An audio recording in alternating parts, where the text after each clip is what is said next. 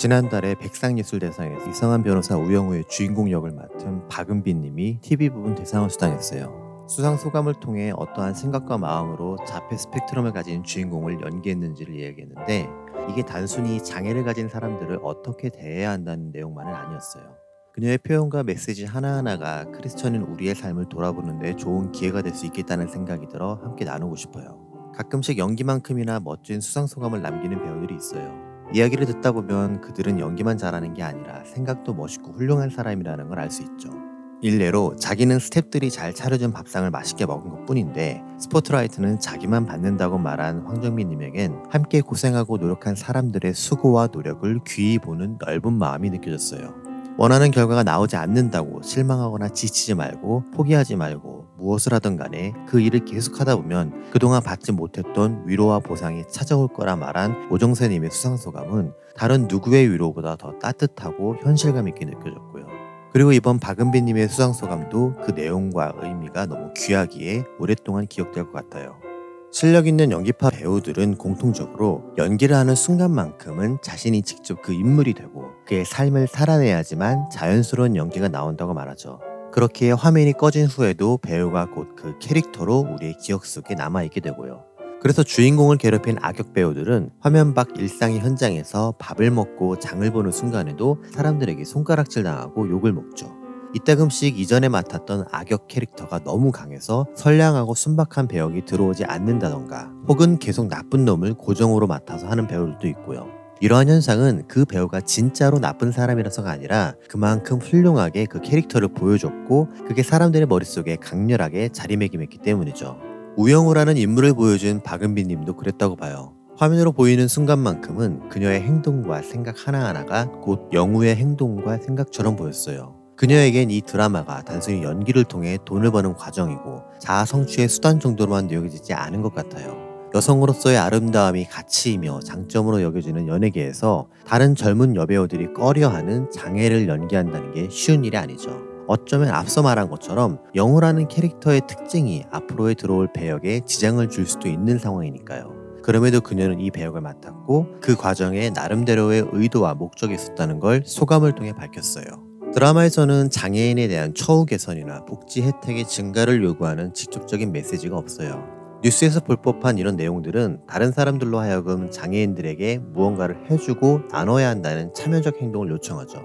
이는 장애라는 한계와 부족함에 초점을 맞춰서 그런 것 같아요. 하지만 이 드라마는 우영우의 삶을 통해 그들도 우리네 같은 사람이다, 그들에게도 가족이 있고 삶이 있으며 생각과 의지와 마음이 있는 나와 동일한 인간이라는 것을 알려주었다고 봐요. 그래서 그들을 아래로 하대하거나 경계의 눈빛으로 볼 게 아니라 나와 같은 사람이기에 동일한 눈높이에서 그들을 바라봐야 한다는 걸 알려주었죠. 그렇기에 혹시나 그러한 불편함을 겪는 사람이 바로 나라면 나에게 어떠한 도움과 배려가 필요한지를 생각하는 마음으로 장애인들을 대해야 한다는 걸 알게 해주었죠. 그게 바로 대접받고자 하는 대로 남을 대접하라는 예수님의 말씀이 아닐까요? 줄거리와 상황을 이해하지 못한 채 갑작스럽게 채널을 돌린 시청자라면 우영우라는 캐릭터가 어딘가 모르게 부자연스럽게 느껴졌을 거예요. 사람들 사이에서 시선 처리가 불안하거나 가끔씩 돌발적인 행동을 하고 어쩔 땐 버퍼링 걸린 것처럼 말을 버벅거리지만 반대로 다다다다거리면서 말을 쏟아내는 모습들이 낯설죠. 사회화가 덜 된 것처럼 특이하다고 해야 할까요? 같이 등장하는 다른 인물들과의 대조적인 모습들이 보이면서 시청자는 영우가 장애를 갖고 있다는 걸 눈치채게 되죠. 말하지 않고 움직이지 않고 가만히 있었다면 모르고 지나칠 영우의 특징이 드러난 것이죠. 그런데 과연 그런 모습들이 이상한 걸까요? 나와 다르다고 해서 그게 틀린 걸까요? 나는 기준이며 옳은데 영우는 기준을 벗어나서 낯설고 괴팍하게 행동하는 걸까요? 이 드라마의 작가와 배우는 바로 이런 부분을 우리들에게 알려주고자 한 것 같아요. 이 사람은 나와 다른 것이지 틀린 게 아니다. 그가 가진 특징이지 이상함이 아니다. 나에게 없는 모습이기에 익숙치 않아 낯설 뿐이지 나쁜 게 아니라는 걸 말하고 있죠. 그래서 크리스찬의 입장에서 이 드라마를 대한다면 그냥 서로 다른 거다, 나만이 절대적이며 옳은 기준이 될 수 없다, 모두가 다 부족함과 결점이 있다, 그래서 우리에겐 옳고 그름을 분별하는 기준으로 진리가 필요하다, 그걸 삶에서 실천하는 방법을 보여주신 예수님의 삶을 닮아야 한다는 마음이 우리에게 필요하지 않을까요? 배우의 연기는 곧 그 캐릭터에 대한 이미지가 돼요. 작가의 대본에 존재하는 가상의 캐릭터에 배우의 연기가 입혀져 실존의 인물처럼 되는 거죠. 따라서 작가가 캐릭터를 어떻게 묘사하고 배우가 어떻게 연기하느냐에 따라 대중이 느끼는 캐릭터가 달라지게 되죠. 예를 들어 이런 거예요. 범죄도시라는 영화에서 마동석님은 온갖 고생을 하고 부상을 입으면서도 어떻게 해서든 사건을 해결하는 우직한 형사의 이미지를 보여줬다면, 윤계상님은 목적을 위해 수단 방법을 안 가리고 사람마저도 쉽게 죽이는 조선족 범죄자를 보여줬죠. 비슷한 부류의 영화인 극한직업에서는 유승룡님이 사건 해결을 위해 고군분투하는 형사를 연기했고, 신하균님은 이들을 피해 나쁜 짓을 일삼는 악당을 연기했죠. 이런 이미지들이 반복되면 사람들에게는 범죄자들은 돈을 벌기 위해 무슨 일이든 하는 사람들이고, 이들을 잡기 위해 형사들은 온갖 수고를 다한다는 이미지가 남게 되죠. 하지만 아수라에서 보여준 경찰의 모습은 앞서 마동석, 류승룡님이 보여준 성실하고 믿음직한 모습과는 거리가 멀죠. 이런 이미지들은 사람들에게 법을 수호해야 하는 경찰이 오히려 부패하고 비리로 똘똘 뭉친 나쁜 사람처럼 보이게 만들죠. 만약 박은빈님이 자폐 스펙트럼에 대한 아무런 고민 없이 멋대로 이해하고 해석해서 표현했다면 분명 큰 부작용을 초래했을 거예요. 누군가는 다름의 특성을 보고 마치 우위를 점유한 것으로 착각할 수 있죠. 그래서 세상으로 하여금 다름의 상황을 능력과 차별의 이유로 변질시키게 만들 수도 있고요. 그러한 착각과 변질이 실제 장애를 가지고 사는 사람들에게 또 다른 상처이자 공격이 되는 건 자명하고요. 그래서 어쩌면 그녀에겐 단순히 드라마 주인공 자리를 따냈다는 기쁨보단 우영우라는 인물을 편견과 왜곡 없이 있는 그대로 사람들에게 잘 보여줄 수 있을까라는 부담이 더 컸던 것 같아요. 우리에게도 그런 생각과 고민이 필요해요.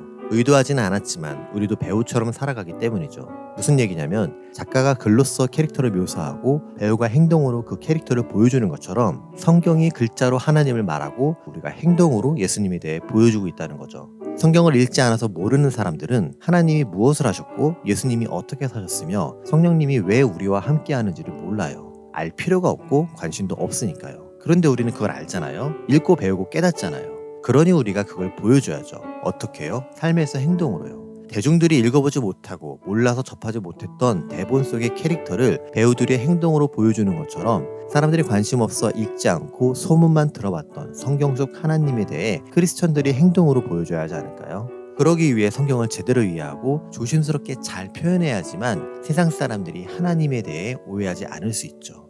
세상이 보는 하나님과 예수님은 어떤가요? 무신론자들이야 종교를 환상으로 여기며 신이 없다고 말하지만, 유신론자들은 하나님에 대해 비난하지 않아요. 간혹 논리적이고 이성적으로 막히는 부분들이 생겼을 때 하나님은 그때 왜 그러셨냐, 무슨 이유 때문이냐며 설명을 요구하지만, 완전 적대적으로 여호와는 나쁜 신이며 인정하지 않겠다는 사람들은 많지 않아요.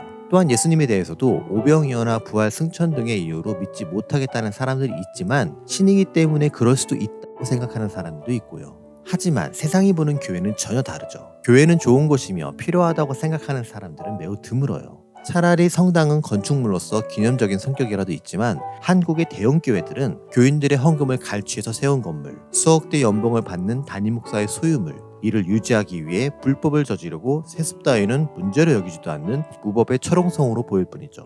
단지 건물이 커서 그런 것도 아니에요. 코로나 대유행 시기에 대규모 예배와 집회를 자행한 교인들은 사람들에게 걸어다니는 바이러스로 보였죠. 예배를 위해 교회 인근에 불법 주차를 일삼는 교인들의 차량은 이웃들로 하여금 짜증과 불쾌감을 유발하는 덩어리고요. 재개발 합의를 했음에도 불구하고 법의 빈틈을 노려 더 많은 돈을 타내려는 교회의 알박기는 지역 주민들로 하여금 돈에 환장한 집단으로 인식하게 만들었죠. 이러한 행동들이 사회적 합의와 국가가 추구하는 법치주의를 무시하는 행태임에도 불구하고 아무런 생각과 분별력 없이 그저 하나님이라는 말만 나오면 두 눈을 딱 감는 장님 크리스천들을 만들었죠. 또한 무엇이 문제인지 살펴보고 고치려는 의지는 전혀 없이 그냥 이대로가 좋사온이라는 태도로 세상 속에서 교회가 나가야 할 방향마저 잃게 만들었고요. 더 나아가 우리에겐 아무런 문제가 없고 세상 사람들이 악하고 지옥에 빠져 죽을 것들이라고 외치면서 자기 교회와 목사를 건들면 죽자고 달려드는 무지와 폭력성을 보였고요. 결국 이런 현실 속에서 교회에 속하지 않은 사람들은 기독교라는 종교를 가진 우리들을 보고 예수의 제자이며 성경의 가르침을 따르는 크리스천이 아니라 그냥 예수라는 서양 종교에 미친 사람들로 여기게 되었죠. 그렇기에 어떻게 표현하고 어떻게 다가서느냐에 따라 누군가에게는 굉장히 큰 상처가 될 수 있다는 그녀의 생각은 크리스천인 우리가 세상에 어떤 존재였는지를 생각하게 만드는 여운을 남겼죠. 물론 박은빈 님도 보통의 배우들처럼 연출가와 작가 그리고 함께 고생한 배우와 스태프들에게 감사 인사를 전했어요. 이때 언급된 사람들은 모두 우영우라는 드라마를 위해 각자의 자리에서 맡은 일을 해온 사람들이죠. 수상자의 기억에 고마운 분들로 남아있기에 감사를 표현하고 함께 영광을 나눈 것이죠. 드라마를 위해 아무것도 하지 않은 저조차도 그러한 표현이 참으로 고맙게 느껴졌어요. 배우로서 자신이 누릴 수 있는 최고의 순간에 혼자만의 기쁨에 취하지 않고 함께해온 사람들을 기억하는 모습에 감동을 받았죠. 그런데 더 중요한 건 이런 감동적인 순간이 우리에게도 찾아올 거예요. 바로 하늘의 문이 열리고 먼저 도착한 사람들로부터 환영받으며 본향에 들어가는 그 순간이죠. 그곳에 이르기까지 우리의 인생에도 감독처럼, 작가처럼, 스태프과 동료 배우들처럼 함께하는 사람들이 있을 거예요. 그 가운데에는 우리보다 먼저 신앙생활을 시작해서 더 많은 경험과 깨달음으로 조언을 주는 믿음의 선배님들이 있겠죠. 어디로 가야 할지 모르고 무엇을 해야 할지 몰라 늘 두렵고 고민스러울 때 그분들은 우리의 걱정을 덜어주고 목적지를 밝혀줄 등대 같은 역할을 해주실 거예요. 그리고 우리의 신앙 여정 중에 찾아올 누군가는 존재 자체만으로도 우리에게 힘이자 위로가 될 거예요.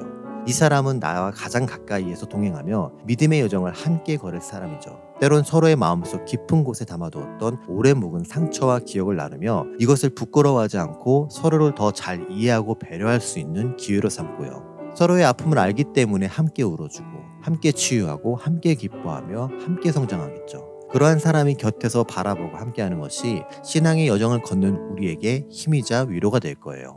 또한 믿음의 길을 걷는 우리를 지지해주는 믿음의 동역자들이 있을 거예요. 만약 나 혼자만 이 길을 가야 한다면 내가 살아내는 인생이 맞는 걸까? 혼자서 이 외로운 싸움을 계속 해야만 하는 걸까? 라는 생각이 문득 찾아올 때 넘어질 수밖에 없죠. 하지만 나와 같은 목표를 가지고 나와 같은 곳을 향해 걷는 사람들이 있기에 난 혼자가 아니죠. 그래서 그들이 넘어진 나를 일으켜주고 지친 등을 밀어주고 때론 나의 짐을 잠시나마 대신 들어주면서 함께 가자고 격려하는 분들이 있을 거예요. 그들과 함께 걷다 보면 우리의 최종 목적지인 본향에 도착하는 영광스러운 순간이 우리를 찾아올 거예요.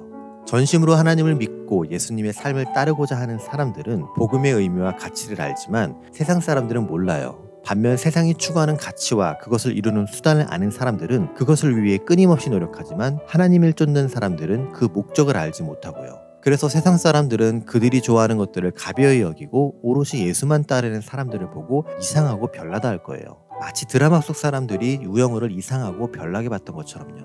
하지만 한 사람의 진심 어린 연기로 인해 영우의 그러한 별난 구석은 그만의 다름이자 아름다움으로 표현되었죠. 마찬가지로 세상 사람들은 하나님의 섭리와 예수의 십자가를 별나고 이상한 것으로 여기지만 그것을 사실이라 믿는 우리가 전심을 다해 삶에서 드러내고 입증한다면 성경의 진리가 가치 있고 아름답게 드러나지 않을까요? 물론 전심을 다해 보여준다는 게 쉽지 않죠. 이겨내야 할 유혹도 많고 견뎌야 할 무게도 심히 무겁고 실천해야 할 의무와 지켜내야 할 책임감도 결코 적지 않고요. 하지만 신약에서 예수님이 삶으로 보여주신 것들, 다시 말해 하나님의 자녀로서 세상을 살아가는 자세이자 방법은 사람으로서 할 수 있는 것들이에요.